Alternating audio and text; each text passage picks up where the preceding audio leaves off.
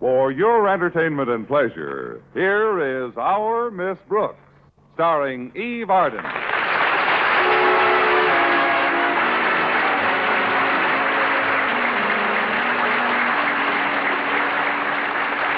It's time once again for another comedy episode of Our Miss Brooks, under the direction of Al Lewis. But first... A recent news announcement gave added proof to the old saying, it's a small world. In fact, it's even smaller than we thought. The Army Map Service, using an improved way of measuring the equatorial radius of the Earth, found that it's exactly 420 feet shorter than previously figured. But the Earth is shrinking in another sense, too. The telegraph, radio, telephone, all the improved methods of communication have made it pretty small. We get all the news from around the world almost as it happens. And there's more understanding in a world where nations and people can compare notes, ask questions, exchange information. Our servicemen are an important part of this international gabfest.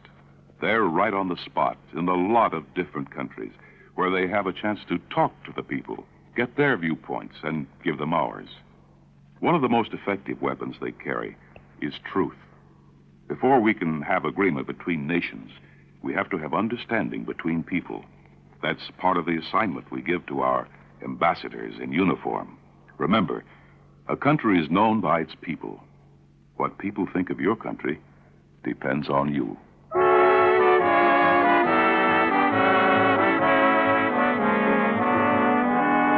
Well, for many of us, the early morning hours aren't the most cheerful time of the day. So it is with our Miss Brooks, who teaches English at Madison High School. Fortunately, however, by the time we've had our second cup of coffee, most of us feel a good deal better. How true that is. I always feel quite a bit better after my second cup of coffee, which I have at 7:30 in the evening. But when some extremely fortunate occurrence is impending, I can even be cheerful at breakfast. That was the case last Friday when I joined my landlady in the dinette. Oh, what a beautiful morning. Oh, what a beautiful day. My, you're in a good humor this morning, Connie. It's grand to hear you singing like this. Thanks, Mrs. Davis. I've got a wonderful feeling. Everything's going my way.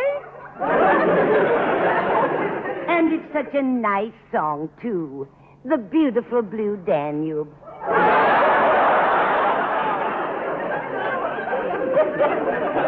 Strausses have always been my favorite. The Strausses? Mine, too. I wouldn't get my meat anyplace else. This reminds me of the last time you were in such high spirits. I'll never forget that morning. You flitted around like a gay little bird. When was that, Mrs. Davis? The day you found out that Mr. Conklin had to stay in bed with the flu. I've got even better news than that today. You mean Mr. Conklin's resigned? Please, Mrs. Davis, let's not wish for the moon. But I did hear that Miss Enright is leaving school for the rest of the semester. She is? Yes, it seems her spinster sister is ill upstate, so Miss Enright's gotten a leave of absence and she's going up to nurse her. You mean Miss Enright's going to nurse her spinster sister for the rest of the semester? Yes. Oh, she'll nurse the spinster sister for the rest of the semester, and away we'll go. Ooh. Oh, forgive me, Mrs. Davis. I can't get that blue Danube out of my head. Well, I know Daisy Enright's always been a rival of yours, Connie, so I can't blame you for being happy about her going.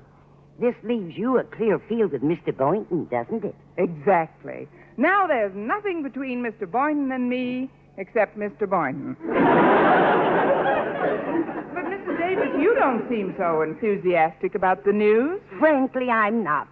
Miss Enright's been conducting the course in Red Cross First Aid I've been taking 3 nights a week. Well, cheer up, Mrs. Davis. Even if the course is discontinued, you can take it again next season. But I was hoping to get some practical experience, Connie.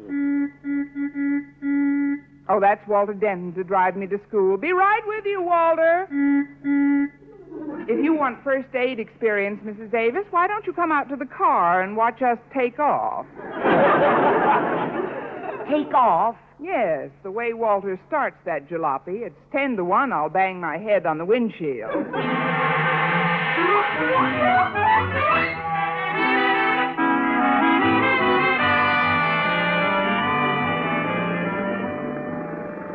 Well, now that we're on our way, let's have a nice, smooth ride to school, Walter.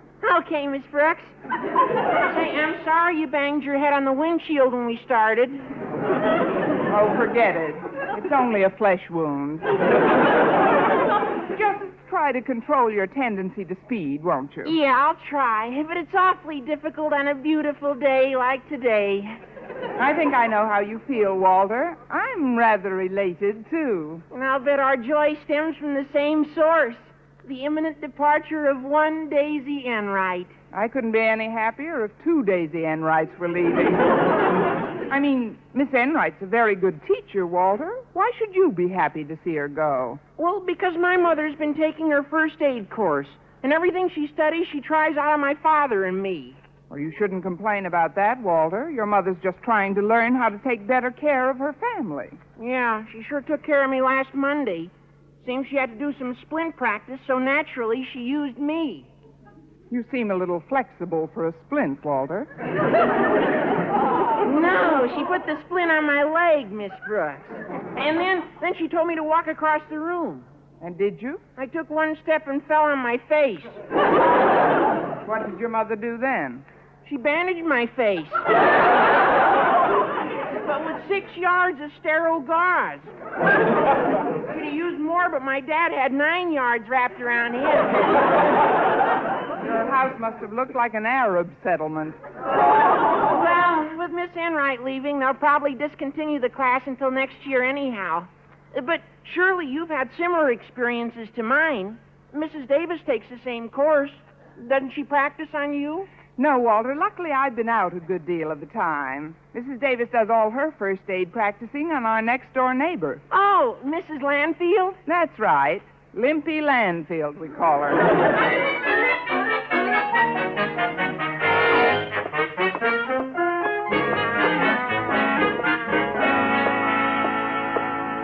Miss Brooks, didn't Walter drive you to school today? Yes, Harriet. He'll be along in a minute. Oh, you certainly look radiant this morning, Miss Brooks. What's the reason for the big smile? I just told you Walter drove me to school, Harriet. I always smile when I get out of his car alive. Whatever the reason, I'm glad you're so cheerful, Miss Brooks. Thank you, Harriet. Oh, before I forget, Daddy wants to see you in his office immediately. Have you any idea what he wants to see me about? No, but he sounded even more urgent than usual. You better get right on in, Miss Brooks. Very well, Harriet. I'll see you in class. Good luck, Miss Brooks. Enter. You wanted to see me, Mr. Conklin? I could answer more truthfully if you rephrased the question. There's something about which you must see me? That's better. Yes. Sit down, please. Now, I don't know whether or not you're aware of it, but our school is about to suffer a grievous loss. Miss Enright is leaving. I know. It's terrible.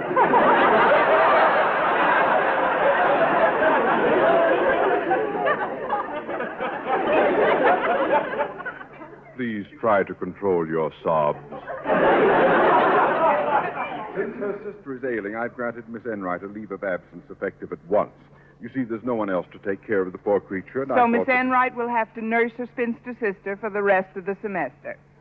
Exactly, Miss Brooks. Believe me, it is with deep regret that I'll bid farewell to Miss Enright.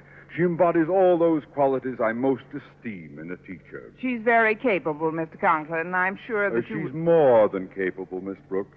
When Miss Enright goes, I can't help feeling that some part of our school is going with her.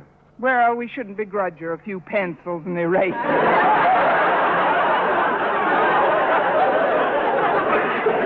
I mean, she'll be back in the fall, Mr. Conklin. I sincerely hope so. Now then, since it is too late in the season to hire outside help, this vacancy must be filled by other members of our faculty assuming additional duties. I think I just heard the school bell, Mr. Conklin, so if you'll excuse me. There was no bell, Miss Brooks. Sit down. Although her classes will be taken over by Mr. Chalmers, Miss Enright leaves another most important post to be filled, namely the Red Cross first aid course she conducted 3 nights a week. There goes that bell again. Be seated, Miss Brooks. In mentioning this post to you, I must remind you that in spite of the high honor that goes with the office, there is absolutely no financial recompense whatsoever. That bell is getting louder every minute.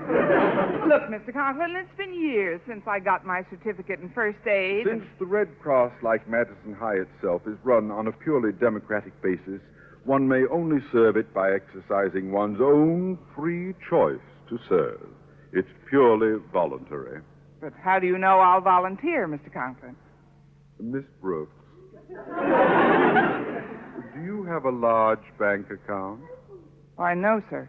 And is teaching the only profession with which you're familiar?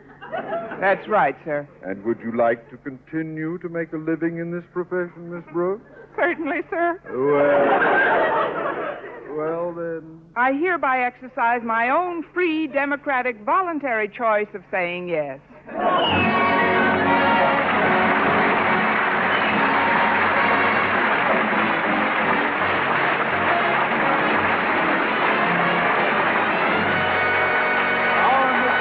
Starring Eve Arden will continue in just a moment. But first, if you were a millionaire and changed all the money you owned into single-dollar bills and pressed those bills together as tightly as you couldn't compress them into a single solitary tree. A tree takes years to grow and mature, and no amount of money can buy that. That's why, even if you're a millionaire, you can't afford a forest fire. On the other hand, even if you don't have $1 million in the bank, you can still afford the moment or two it takes to make sure a cigarette or matchstick is fully extinguished before you toss it away. And no one is so poor he can't afford that little bit of effort that dousing a campfire requires. Be careful whenever you're in or around a forest area. Help prevent forest fires.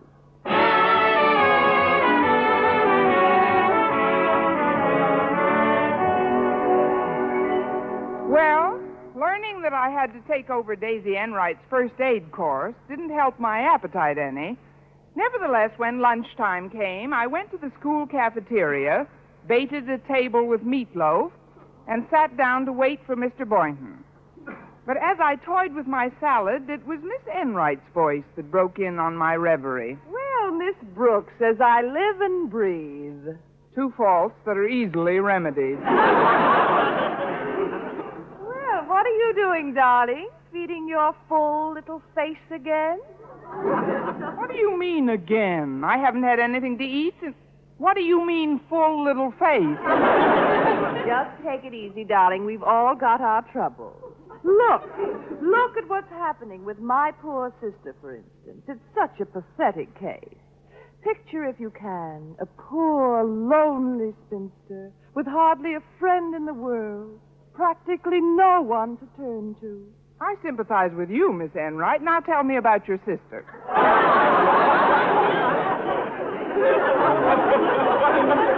What a quaint sense of humor. No, but there's something I want to discuss with you. Do you mind if I sit down here for a moment? Not at all. I can't digest this food anyway. Miss Brooks, I understand that you've been requested to complete my first aid course. Or is the word volunteered? The word is railroaded. What I can't figure out is why Mr. Conklin picked on me. Oh, you were a natural for the job, my dear. Otherwise, I would never have recommended you. You recommended me. Oh, dear. Now the cat is out of the bag, isn't it? I don't blame you for being self-conscious. Miss Brooks, are you inferring... If the bag fits, get back in it.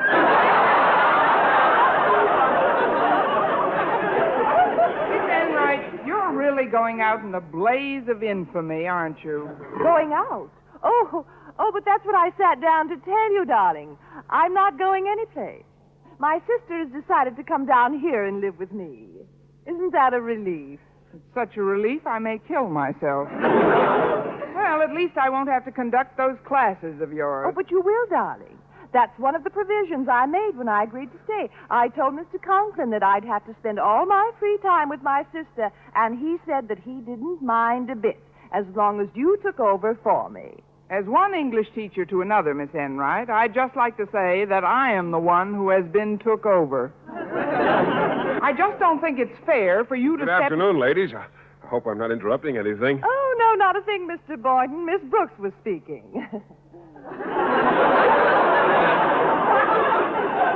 Won't you sit down? Oh, thanks, Miss Enright.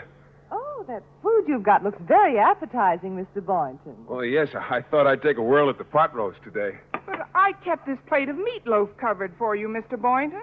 Oh, I can probably handle them both. I'm starved. Oh, my, that roast looks yummy. And so does the meatloaf. Would you care to try one or the other, Miss Enright? Why don't you try both, Miss Enright? You can feed one of your faces, and I'll feed the other.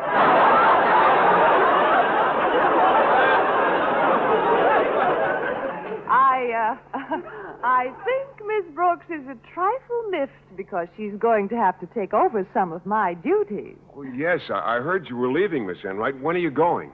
Surprise, surprise. I'm not going at all, Mr. Boynton. You're not? No. Well, that is a pleasant bit of news. Did you hear that, Miss Brooks? Miss Enright's staying on. She's not leaving at all. Isn't that just splendid?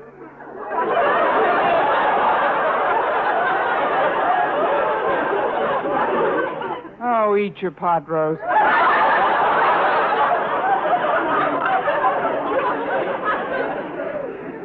My dear sister is coming to live with me, Mr. Boynton. I'm going to take care of her. Oh, I see. Well, that'll keep you pretty close to home most evenings, won't it? Oh, I don't know. One can't look after one's sister every night. Now can one? If one doesn't go out until one's asked, one can.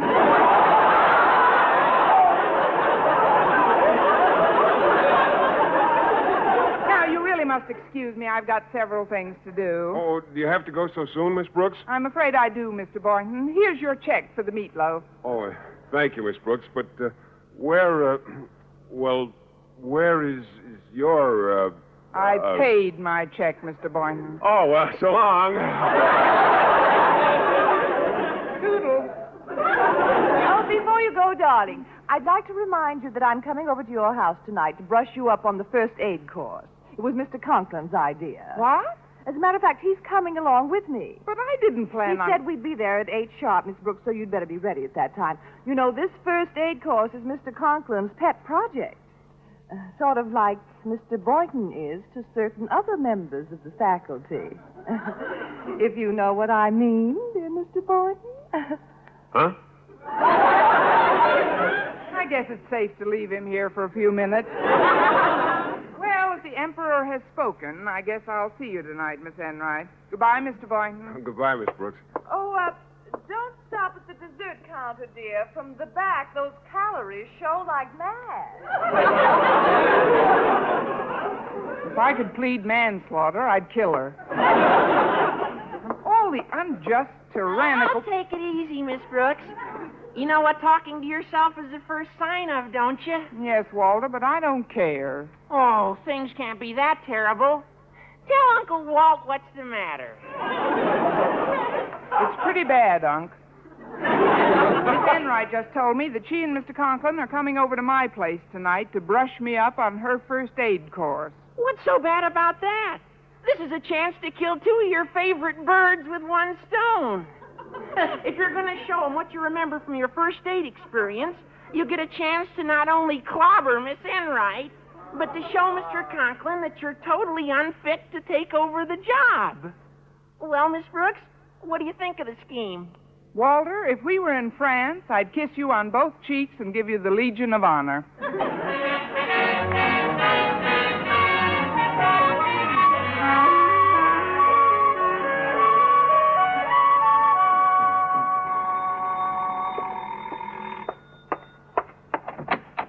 Good evening, Miss Brooks. Hello, Mr. Conklin, Miss Enright. Come in, won't you? Thank you.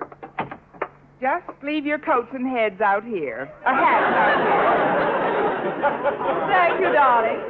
Well, are you all prepared for your refresher course? I really don't think it'll be necessary, Miss Enright. You see, I've been rereading my manual, and you'd be surprised how quickly the things I'd learned came back to me. Well, I'm delighted to hear that, Miss Brooks. But if you're going to instruct others, I'd like to see some practical demonstration of this knowledge. Of course, sir. Just follow me into the living room, please. As you can see, I've moved most of the furniture into one corner of the room, and I've got the splints, bandages, and adhesive all ready. Excellent. Now then, let's get right to business. We will suppose that our subject has sustained a fractured elbow and a broken ankle. Let's make it 2 broken ankles. Very well, 2 broken ankles. Now then, lie down, Miss Brooks. Yes, sir. Then we can... Wait a minute. Why should I lie down? If someone had sustained 2 broken ankles and a fractured elbow, is it too unreasonable to assume she'd be lying down? No, sir, but the wrong bones are being broken. That is, I want to show you what I know about first aid. Miss Enright's the one who must lie down. Oh, you want me to pretend I've been through an accident? Believe me, it's typecasting. Just crumple, dear. The rug is spotless so far. Now, let's get on with it. Do as she says, Miss Enright. Oh, very well. Now, we'll assume that Miss Enright has been in an automobile accident, and besides having both arms broken, she's in an acute state of shock. Shock? Well, how do I react? As if Mr. Boynton finally asked you for a date. Now, my first job is to kneel by her side and take care of the arm. This silk sleeve seems to be covering up the injury. Oh, Miss Brooks, this is a brand new dress. Please, what do you want to be, neat or cured? Now, it's obvious from the looks of this arm that it's badly injured. Where my fingers touch, it's all black and blue. See, Mr. Conklin? Where? Where is it black and blue? Ouch! Right there. Now, hand me that catsup bottle, please, Mr. Conklin. Well, here you are, but what's it for? Realism. This was a pretty bad accident, remember? Miss Brooks, you're ruining my dress. Quiet. You're in a state of shock. Now we'll start bandaging the arm. First, I put the splint gently against the skin. Oh! Then I start the roller bandage here. Now I wrap the gauze with one arm this way. Yes, go on. Then I put the other arm through and tie the bandage this way. Now I reverse the process, again bringing the other arm through the bandage and wrapping it securely. And now what? Now, if someone will untie my arms, I'll continue. Miss Brooks, can you or can you not tie a firm bandage? This splint was a bit too rough, Mr. Conklin, but if Miss Enright will let me use one of her legs... Now, see here, Miss Brooks. Please cooperate, Miss Enright. Stand up and let's see if Miss Brooks can tie a firm bandage on your leg. Well, if you insist, Mr. Conklin. There. Now then, Mr. Conklin, if you'll just stand nearby and hand me a few things... Very well, very well. First, please pass me the adhesive. Here you are. Now, we'll take down your stocking, Miss Enright. There. And wrap this adhesive nice and tight. There. Oh, Miss Brooks, but you don't put adhesive next to the skin. First, the bandage must come. You're so right, darling. Off you come, adhesive.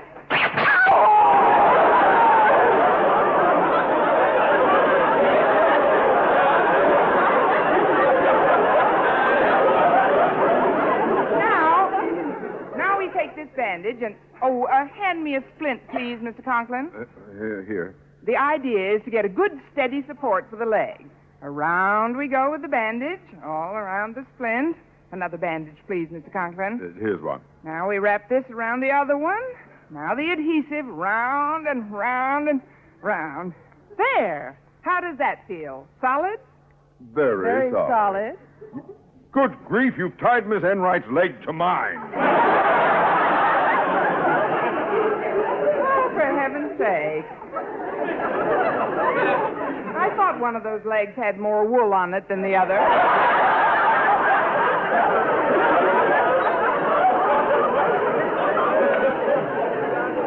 Will you please get this bandage untied? I'll have to tear this splint out first.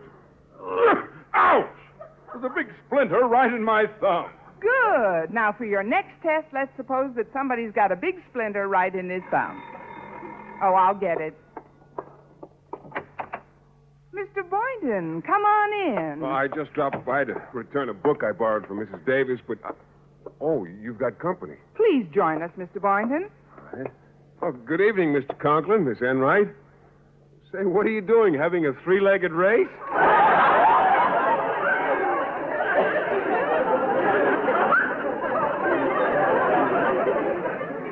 Don't be funny, Boynton. There has been an accident.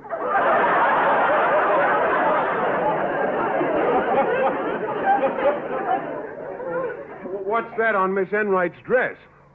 Oh, no.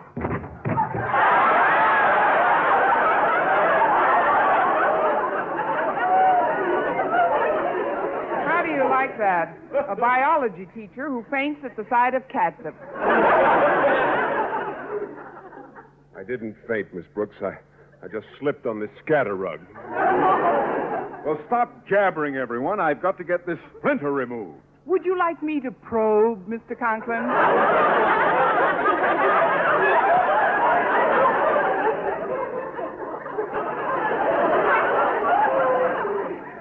Keep away from me, you angel of destruction. Never fear, Mr. Conklin. Daisy Enright's on the job. I'll get it out for you in just a jiffy. Now, here's a nice clean pin. Now, give Daisy your thumb. Come on, come to Daisy. Down, Daisy, down, girl.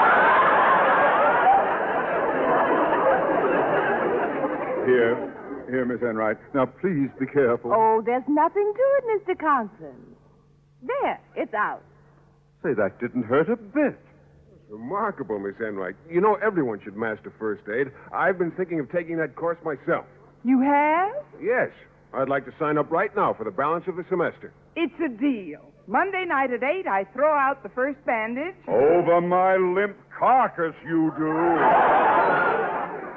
Miss Enright, I'll move heaven and earth if you'll take over your old course.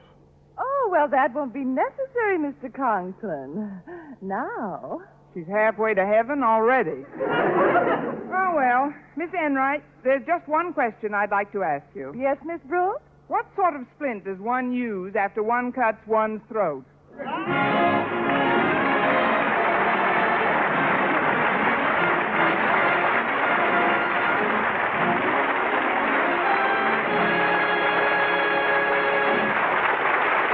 Arden as our Miss Brooks returns in just a moment. They say that Michelangelo, the artist, was able to draw a perfect circle, freehand. If you think that's easy, just try it sometime. Anyhow, whenever he made a call on a friend and the friend was out, he used to leave a card with a perfect circle on it. And everyone knew that Michelangelo had been there. It's rather odd how friendship and circles seem to go together. We talk about the family circle and a circle of friends. That's probably why we think of the whole world as just an overgrown neighborhood. In a neighborhood, we sometimes have misunderstandings and disagreements, but we work things out, visiting over the back fence, exchanging recipes and ideas, helping someone with his garden. Those all have their counterparts on the international scene. Right now, the biggest visitors in the world are the American servicemen. They're exchanging ideas with our neighbors in other countries, and they're helping a lot of them to improve their own ways of life. If our men in uniform can help promote better understanding between ourselves and other people, they can bring us closer to the time when there won't be any disagreements or unneighborly attitudes. Do your part in enlarging the circle of friendship. Remember, a country is known by its people. What people think of your country depends on you.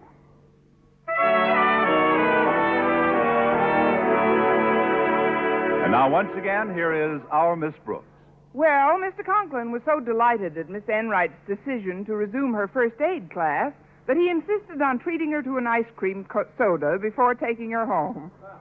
So they were out of the house before I could reach her jugular vein. That's when I got out my Red Cross manual. If you're so interested in first aid, Mr. Boynton, maybe we could practice a bit before your first lesson. Oh, I'd love to, Miss Brooks. Here's an interesting problem. It deals with a back injury. For want of a better subject, let's just say I'm the injured party. Now, you place your left arm around my shoulders. Like this? Yes. Then your right arm goes around my waist. Like this. What does the book say we should do next? Never mind the book. Ad-lib a little.